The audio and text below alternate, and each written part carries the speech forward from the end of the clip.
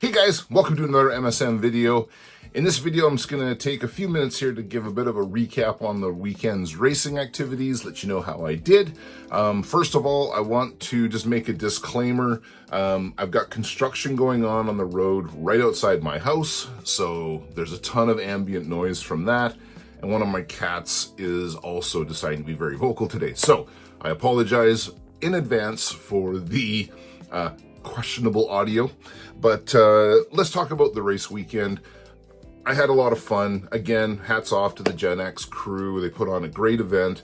Lots of people there. It was a packed field, and ultimately I didn't really do that good.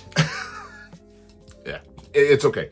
I was consistent, I can say that. I had a lot of second place finishes that did get me into the second round, but ultimately I just didn't have the speed that I needed to be able to beat guys. My cars all performed well. Like I said, they were stable. I completed a lot of my races. I only crashed out a few times, and definitely going and practicing the day before certainly helped. I think my star pupil was the dancing doll. It was really quick. Very quick, very consistent. We did a gear change, which helped even more. And then the cross spear. The spear was excellent. I think it was probably the most consistent car of the three that I raced. My other third car was spotty. It wasn't great, but huge thank you to Robert, my coach.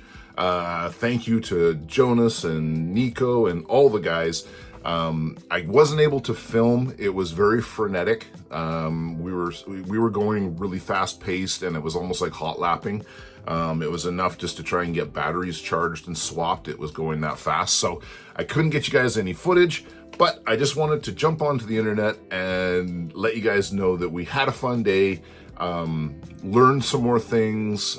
Jonas shared one of his cars with me for setup tips. And so, yeah, I'm just gonna go through each car, replace roller and damper screws that got bent because there was some damage. So replace those screws, clean and oil my motors, and then be ready for the next event. I have a couple more kits that I'm going to probably build before the next event, just to, again, have a little bit of diversity in chassis selection.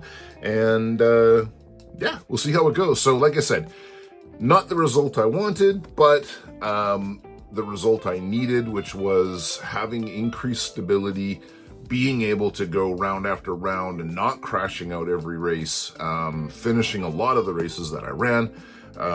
So my takeaway, I think, from this weekend is that at practice, I'm not going to just settle for stability and some speed. I think what I'll do is I'll spend more time at practice, get stable, and then really start pushing the car to see what kind of speed I can extract from it. So that might include like gear changes. It might include like motor changes to go to a hotter, faster motor, higher RPM motor. So I think next time around, my practice day will be a little bit longer. I'll be there for a couple hours instead of just an hour or so. And then we'll see how we do on Sunday. Again, this sport is a lot of fun. This hobby is a lot of fun. It's very challenging. It's something that I've not mastered. But I think I've come a long way, and so I'll take that. I'll take that as a small win, and report to you guys on the next racing event that I go to. Thanks for watching. As always, please subscribe if you haven't. Please like the videos you enjoy. We're trying to get to 1,000 subs, and we are well on our way. Help us get there, and we appreciate you watching our videos. I'll link this to one of my other mini four-wheel drive videos, and thank you for watching.